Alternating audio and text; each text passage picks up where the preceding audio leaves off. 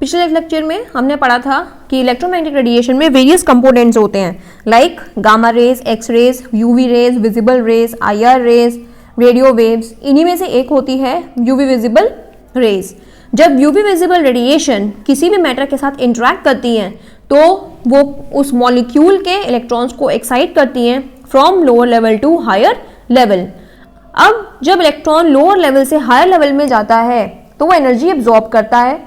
अब ये जो अमाउंट ऑफ एनर्जी एब्जॉर्ब्ड है इसको हम मेजर करते हैं यूजिंग यूवी विजिबल स्पेक्ट्रोमीटर, और इसी यूवी मेजरमेंट को हम पढ़ते हैं यूवी विजिबल स्पेक्ट्रोस्कोपी में।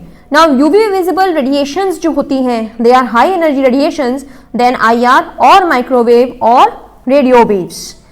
अब क्योंकि इस स्पेक्ट्रोस्कोपी में इलेक्ट्रॉन एक्साइट होता है from lower to higher level, या हम इसको बोलें कि यूवी विजिबल रेज मॉलिक्यूल में इलेक्ट्रॉन्स को प्रभावित करती हैं, इसीलिए इस स्पेक्ट्रोस्कोपी को हम इलेक्ट्रॉनिक स्पेक्ट्रोस्कोपी भी बोलते हैं। ना ये जो स्पेक्ट्रोस्कोपी है इसकी वेवलेंथ का रेंज होता है 100 से लेकर 800 नैनोमीटर तक। यूजुअली हम पढ़ते हैं कि द रेंज इज बिटवीन 200 से 800 नैनोमीटर, लेकिन बहुत सारे ट्रांजिशन ऐसे होते हैं जो 100 से 200 नैनोमीटर की रेंज में भी आते हैं।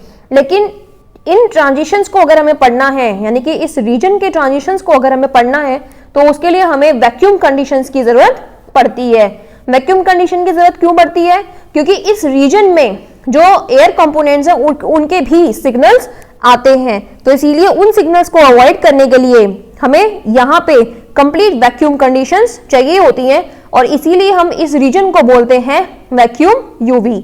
इसके अलावा 100 से 200 नैनोमीटर का जो रीजन है इसको हम फार यूवी बोलते हैं। 200 से 400 का जो ये रीजन है इसको हम नियर यूवी बोलते हैं। 400 से 800 का जो रीजन है इसको हम विजिबल रीजन बोलते हैं। तो इसीलिए यूवी विजिबल का जो रीजन है दैट इज फ्रॉम 100 टू 800। इस 100 टू 200 को हम यूवी में यूजुअली काउंट नहीं करते हैं because it requires vacuum conditions. तो इसीलिए हम बोलते हैं कि यूवी का जो रेंज है दैट इज फ्रॉम 200 टू 400, और 400 से 800 है विजिबल रीजन। नाउ अगर हम देखें कोई भी टिपिकल यूवी स्पेक्ट्रा जो होगा उसमें हम क्या प्लॉट करते हैं? एब्जॉर्प्टिविटी, जिसको हम बोलते हैं एप्सिलॉन, या हम प्लॉट करते हैं एब्जॉर्बेंस। नाउ दिस एब्जॉर्बेंस और this absorptivity is plotted against wavelength. ठीक है, तो अगर हम किसी भी टिपिकल यूवी स्पेक्ट्रोमीटर को देखें तो उसमें क्या होता है कि एक लाइट की सोर्स होगी।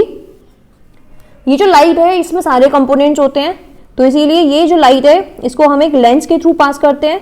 लेंस क्या करता है, ये जो लाइट है ये सारी डायरेक्शंस में होती है, तो ये इसको एक ही डायरेक्शन में कर देता है।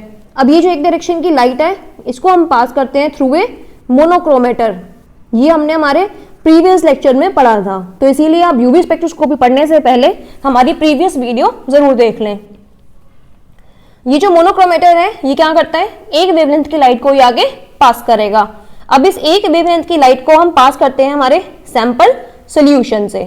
इस सैंपल सॉल्यूशन की कुछ कॉन्सेंट्रेशन होगी और ये जो सेल में है इसकी कुछ लेंथ होगी। नाउ ये जो सॉल्यूशन है ये सारे रेडिएशन को एब्जॉर्ब नहीं करेगा, कुछ पार्ट एब्जॉर्ब करेगा और बाकी की जो रेडिएशन है वो ये ट्रांसमिट कर देगा।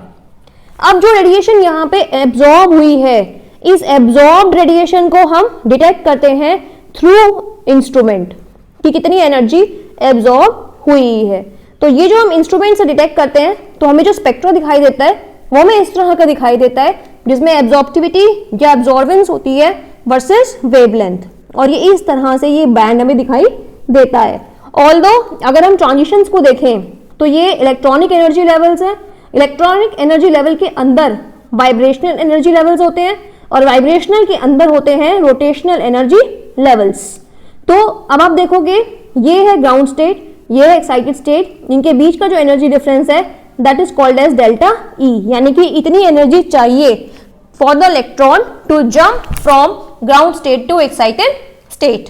इतनी एनर्जी अगर हम देंगे तो इतनी एनर्जी से तो वाइब्रेशनल ट्रांजिशन भी हो जाएंगी और इतनी ही एनर्जी से तो रोटेशनल ट्रांजिशंस भी हो जाएंगी।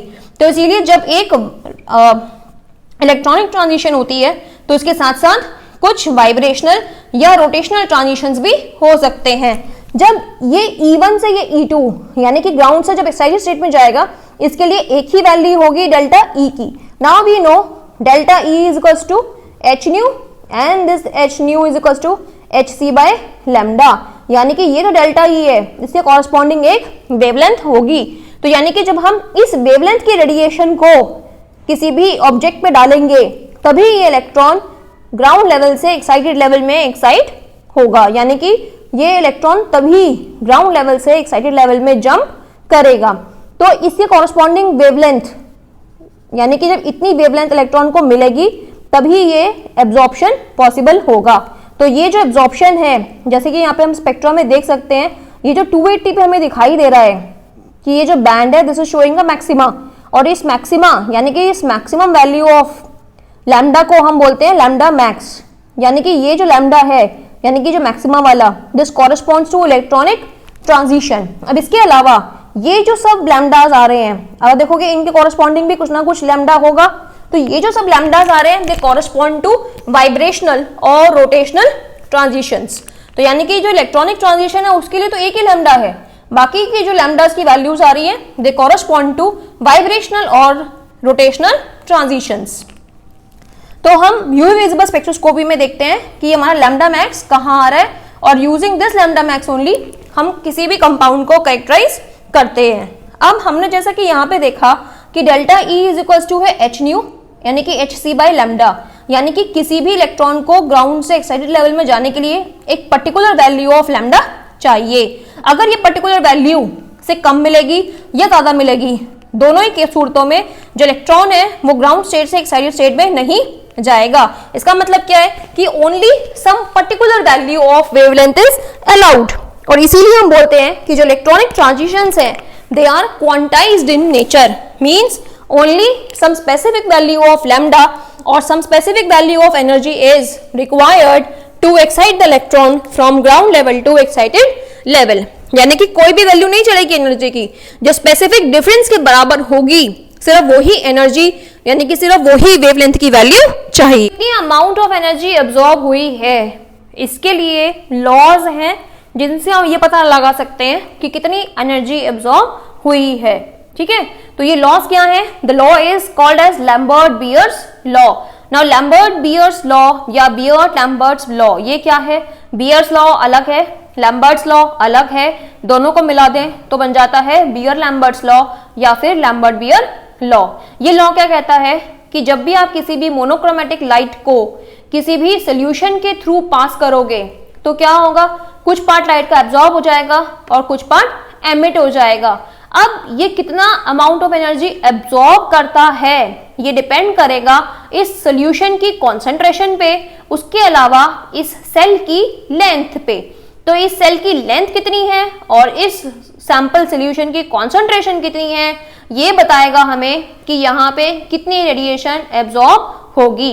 तो स्टेटमेंट क्या है इसका कि when you are passing a monochromatic radiation through a solution, तो decrease in the intensity of radiation, यानी कि इंटेंसिटी जो आप यहाँ पर दे रहे हो इसमें कितनी कमी आई। कमी आई से मतलब कि अगर ये इंसिडेंट है आई नॉट और ये है एमर्जेंट लाइट जिसकी इंटेंसिटी है आई टी, तो आई नॉट ऑब्वियसली ग्रेटर होगा देन आई टी। तो आई नॉट से आई टी जाने में इंटेंसिटी डिक्रीज हो रही है। तो ये जो डिक्रीज है ये किस पे डिपेंड करेगा? इस सोल्यूशन की कॉन्सेंट्रेशन पे प्लस जो हमने सेल लिया है उसकी लेंथ पे।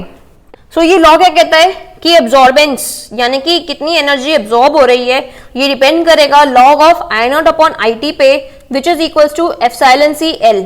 एल पाथ लेंथ है, सेंटीमीटर्स में होना चाहिए, सी मोल पर लीटर में होनी चाहिए क्योंकि ये कॉन्सेंट्रेशन है, and this is epsilon which is called as molar absorptivity coefficient. Absorbance क्या थी? Log of I naught upon I T, whereas transmittance is inverse of absorbance. तो ट्रांसमिटेंस क्या है? I T upon I naught, और absorbance और transmittance में क्या relation है? Absorbance is equals to log of 1 upon transmittance. Beer-Lambert's law shows a linear relationship between absorbance and concentration of solution. But ऐसा बहुत बार होगा कि Beer-Lambert's law जो है वो डेविएट करेगा। वो डेविएट कब करेगा? इसके कुछ रीजंस हैं। पहला रीजन है हाई सैंपल कॉन्सेंट्रेशन। इसका मतलब क्या है कि अगर मॉलिक्यूल बहुत ज्यादा क्लोज प्रेजेंट हैं, जैसा कि हाई कॉन्सेंट्रेशन पे होगा कि अगर मॉलिक्यूल्स बहुत ज्यादा पास होंगे तो हर मॉलिक्यूल की इलेक्ट्रॉनिक प्रॉपर्टीज को प्रॉपर्ली रिकॉर्ड करना बहुत मुश्किल हो जाएगा, क्योंकि मॉलिक्यूल्स के पास होने से क्या होगा कि एक मॉलिक्यूल के इलेक्ट्रॉन दूसरे मॉलिक्यूल के इलेक्ट्रॉन्स की वजह से प्रभावित होंगे। तो इसीलिए जो मॉलिक्यूल्स हैं वो दूर दूर होने चाहिए, वो दूर दूर तभी होंगे when we are using the dilute solution. दूसरी कंडीशन क्या है? Chemical reaction. इसका मतलब क्या है कि जिस भी सैंपल की एब्जॉर्बेंस वैल्यू हम रिकॉर्ड कर रहे हैं that should not go any type of chemical change. मतलब कि यानी कि जितना टाइम आप उसको रिकॉर्ड कर रहे हो सैंपल को, तो सॉल्यूट और सॉल्वेंट के बीच में किसी भी तरह का रिएक्शन, किसी भी तरह का इंटरेक्शन नहीं होना चाहिए। सिमिलरली जो सॉल्यूट है यानी कि जो आपका सैंपल है वो सेल्फ डिसोसिएशन या सेल्फ एसोसिएशन में एंटर नहीं करना चाहिए। Third is instrumental factors. Instrumental factors क्या है कि जैसा मैंने आपको भी बताया था कि जो यूवी स्पेक्ट्रोमीटर है इसमें हम मोनोक्रोमेटिक लाइट यूज करते हैं। तो अगर आप मोनोक्रोमेटिक लाइट यूज नहीं कर रहे हैं और आप पॉलीक्रोमेटिक लाइट यूज कर रहे हैं then also there will be deviations from Beer Lambert law. Now let us see some questions on this absorption law. उससे पहले फॉर्मूलाज यहाँ पे लिखे हैं जो आपको पता होने चाहिए। वो क्या है कि एब्जॉर्बेंस इज इक्वल्स टू है log of I naught upon I, absorbance is equals to है log ऑफ 1 अपॉन T। इसके अलावा एब्जॉर्बेंस इज इक्वल्स टू है epsilon Cl where epsilon is the molar extinction coefficient जिसको हम molar absorptivity या फिर absorption coefficient भी बोलते हैं। C क्या है? concentration of solution which is in mole per liter। L is length of cell which is in centimeter। Now पहला क्वेश्चन है कि compound having concentration 10⁻³ gram per liter resulted absorbance value 0.20 at lambda max 510 nanometer using 1 centimeter cell। अब इसमें आपको क्या क्या दे दिया? concentration दे दी, ठीक है, उसके अलावा हमें एब्जॉर्बेंस दे दी और हमें दे दी यहाँ पे पाथ लेंथ, यानी कि आपको A, C और L दे दिए हैं। Calculate its absorptivity and molar absorptivity.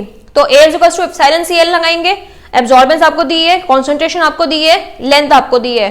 लेकिन इंपॉर्टेंट बात क्या है कि कॉन्सेंट्रेशन आपको ग्राम्स पर लीटर में दी है। तो अगर आप कॉन्सेंट्रेशन ग्राम्स पर लीटर में लोगे तो यहाँ से जो ये जो एब्जॉर्प्टिविटी आएगी ये नॉर्मल एब्जॉर्प्टिविटी होगी, मोलर एब्जॉर्प्टिविटी नहीं होगी। मोलर एब्जॉर्प्टिविटी के लिए जो कॉन्सेंट्रेशन है ये भी मोल्स में होनी चाहिए, और वो मोल्स में कब होगी? जब आप ग्राम्स पर लीटर की कॉन्सेंट्रेशन को मॉलिक्यूलर मास से डिवाइड कर दोगे तो जो कॉन्सेंट्रेशन है वो मोलर कॉन्सेंट्रेशन में कन्वर्ट हो जाएगी। सो यहाँ पे आप देखोगे कि A इज इक्वल टू है epsilon m Cm into L। तो Cm यानी कि मोलर कॉन्सेंट्रेशन इक्वल टू क्या है? ग्राम पर लीटर की concentration divide by molar mass, यानी कि 10⁻³ डिवाइड बाय 400। तो ये Cm आप यहाँ डालोगे, लेंथ आपको दी हुई है 1 सेंटीमीटर, एब्जॉर्बेंस वही है 0.20 and from this you will calculate molar absorptivity. Now next question is calculate absorbance if percentage transmittance of a solution is 80। ठीक है, तो मैंने आपको बताया था अभी शुरू में एब्जॉर्बेंस और ट्रांसमिटेंस में क्या रिलेशन है। A is equal to log of 1 upon T। T is 80%, तो हम क्या लिखेंगे यहाँ पे नीचे डिनोमिनेटर में 80/100।